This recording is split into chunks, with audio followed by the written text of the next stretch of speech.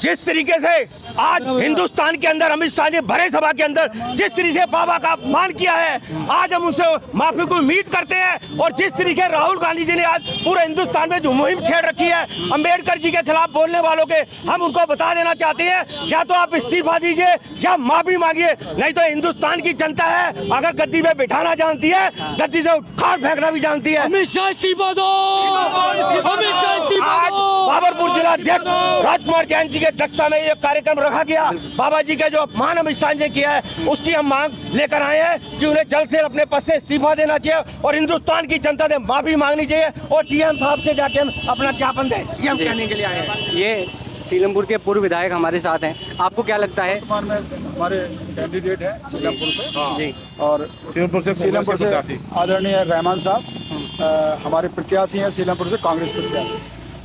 क्या कहना चाहेंगे आप? अमित शाह माफी मांगेंगे इस प्रदर्शन के बाद या फिर ये उनके लिए आई गई बात हो जाएगी? देखिए, बेशर्मी का कोई इलाज दुनिया में नहीं है। हमारे संविधान के जनक बाबा साहेब अम्बेडकर साहब को पूरा हिंदुस्तान मानता है, उनकी इज्जत करता है। उन्होंने हमारे देश को संविधान दिया, जिस संविधान के तहत हम सब लोग उसी कानून के तहत चल रहे हैं। आज हमारा देश एक सम्मानित देश कहलाता है, हमारा देश एकजुटता की मिसाल है, तो वो बाबा साहब की देन है।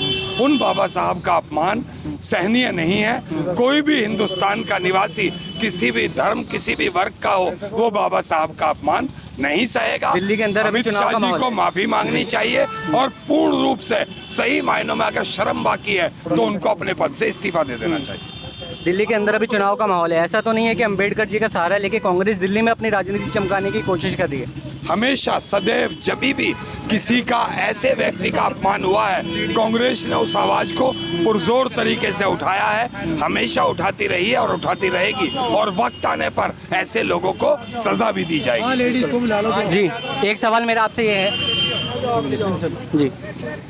जी आपसे मेरा सवाल ये है कि इस तरह जो अभी अंबेडकर जी के अपमान के लिए शब्द कहे गए हैं, पहले गांधी जी के लिए भी कहे गए, नेहरू जी के लिए भी कहे गए, लेकिन अंबेडकर जी को लेकर कांग्रेस एक बड़े लेवल पे प्रदर्शन कर रही है, इसकी क्या वजह है? ये पहली बात तो जो आज हमने पैदल यात्रा निकाली है, जिस तरीके के निम्न शब्दावली का प्रयोग कर रहे हैं, बहुत ही निंदनीय है।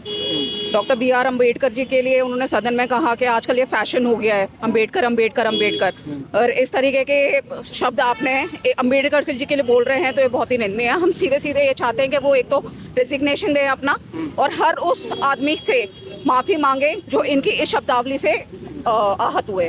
वो कह रहे हैं कि हमने तो भीमराव अंबेडकर के स्मारक है वो लंदन में भी बनवाए हैं, भारत में बनवाए, हम बड़ी सम्मान करते हैं, हमारी बात को तोड़ मरोड़ के पेश किया गया है। तोड़ मरोड़ के कुछ पेश नहीं किया गया। आपने भी वो वीडियो देखा होगा जिसमें वो बिल्कुल साफ स्पष्ट तरीके से बोल रहे हैं, तो इसमें कोई भी तोड़ मरोड़ने वाली बात नहीं है। सब जानते हैं आजकल की जनता पूरी पढ़ी लिखी है, तो इसमें कोई भी तोड़ मरोड़ का बाबा साहब का अपमान नहीं सहेगा हिंदुस्तान, बाबा साहब का अपमान नहीं सहेगा हिंदुस्तान।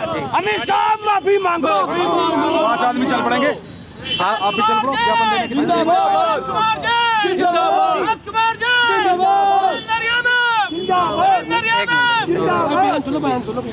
मेरा आपसे सवाल ये है, क्या अभी दिल्ली चुनाव के अंदर कांग्रेस दिल्ली में अपनी सरकार बना पाएगी या नहीं? नहीं, हम 100% सरकार बना रहे हैं। हमने उम्मीदवारों को बड़े समझदारी से चयन किया है और आपने देखा होगा हमने दिग्गज सारे मैदान में उतार दिए हैं और कांग्रेस पार्टी वापस करेगी। आपने अभी लोकसभा में हमारा प्रदर्शन देखा होगा, हम पूर्ण रूप से अपनी सरकार बनाएंगे। अच्छा, एक सवाल और, आम आदमी पार्टी ने अपने कैंडिडेट बहुत ही स्पीड से घोषित करे हैं और उन्होंने अपनी टिकटें जो हैं जल्दी जल्दी घोषित करी है, कांग्रेस को इस काम में देरी क्यों लग रही है? हमने पहले 21 उम्मीदवार घोषित किए हैं और आज लिस्ट आने वाली है 28 और बहुत ही मजबूत जो जमीनी वर्कर हैं हमने उनको उम्मीदवार बनाया है और हम अपेक्षा करते हैं जनता की तरफ से भी जो 28 उम्मीदवार बनाए वो जनता की उम्मीदों पर खरे उतरेंगे। अगर अमित शाह जी इस मुद्दे पर माफी नहीं मांगते हैं तो कांग्रेस का अगला कदम क्या लगातार हमारा प्रदर्शन चलता रहेगा। आने वाली संसद में जब तक अमित शाह जी माफी नहीं मांगेंगे, हमारा प्रदर्शन लगातार पूरे देश में चलेगा, जिला लेवल पे चलेगा और ब्लॉक लेवल पे चलेगा। माफी मांगनी पड़ेगी जो अधिकार हमें दिए हैं। मोदी जी के ऊपर आरोप लगाया जा रहा है कि भाई वो अमित शाह का समर्थन कर रहे हैं, बचाव कर रहे हैं उनका। कौन बचाव कर रहा है? कौन बचाव कर रहा है? मोदी जी अमित शाह का बचाव कर रहे हैं क्या, ये बात सच वो है? तो थाली के चट्टे बट्टे हैं। मोदी, अमित शाह, अडानी, अंबानी, तीनों चारों ने मिलकर खाई मलाई इस हिंदुस्तान की, और आज भी खा रहे हैं इस मलाई को। हम समझते हैं कि अनर्थ हो रहा है। जब तक इसका निर्णय नहीं हो जाता हमारी यात्रा जारी रहेगी, बिल्कुल बिल्कुल। संघर्ष जारी रहेगा। क्या आप शब्द कहे अमित शाह ने? अमित शाह ने कहा कि अम्बेडकर अम्बेडकर अम्बेडकर कर रहे हो, अगर इतनी बार भगवान का नाम लेते तो तुम स्वर्ग में पहुंच जाते। सही है, सही है। किस लिए आए हैं आप? किस लिए आए? हम बाद में लेंगे, बाद में नहीं, किस लिए आए हैं आप? कैमरा मैन बताइए, उसमें से देख के बताइए। हम बाबा भीमराव साहब का जो अपमान हुआ है उसको हम बिल्कुल नहीं सहेंगे। अच्छा। आज बाबा ने हमारे को सारा कुछ दिया, बाबा ने दिया। अच्छा। आज ये जो घमंड करते हैं, किस बात से घमंड करते हैं? अमित शाह ये बताएं, जब अमित शाह ने इतना निंदाजनक बयान दिया है, वो बयान किस लिए दिया है? अरे इस देश में रहते हो, इस देश का खाते हो, इस देश का पहनते हो, उसके बावजूद भी इतनी घोर निंदा क्यों हुई है उनकी? हम पूछना चाहते हैं अमित शाह से, या तो वो देश से चले जाएं या देश छोड़ दें।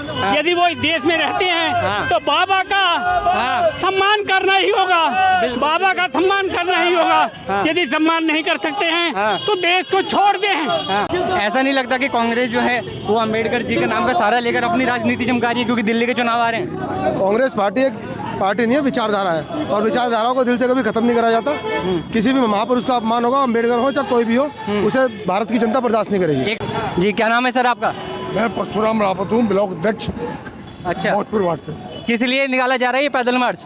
ये पैदल मार्च इसलिए निकाला गया है, जो बाबा साहब अम्बेडकर जी के लिए जो निंदनीय शब्दों का उपयोग किया है हमारे देश के गृह मंत्री अमित शाह ने, उनके खिलाफ है।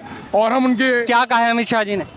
अमित शाह जी ने जो निंदनीय बाबा साहब का भी संविधान को भी धोखा दिया है, संविधान अच्छा। के बारे में अब तक बोला। क्या शब्द कहे बता सकते हैं? हाँ बिल्कुल बता सकते जी, हैं, बताइए। लेकिन फिर हमारा भी आज के प्रोडक्ट है वो सिर्फ इसलिए है कि अमित शाह जी इस्तीफा दें, क्योंकि वो गृह मंत्री लायक नहीं है। जिन्होंने संविधान की रक्षा की बाबा साहब ने, उनके खिलाफ इस तरह बोलने का मतलब बिल्कुल देश को बर्बादी का। क्या लगता है अमित शाह जी इस्तीफा देंगे? इस्तीफा जी, हम तो इस्तीफा मांग रहे हैं उनसे। ठीक।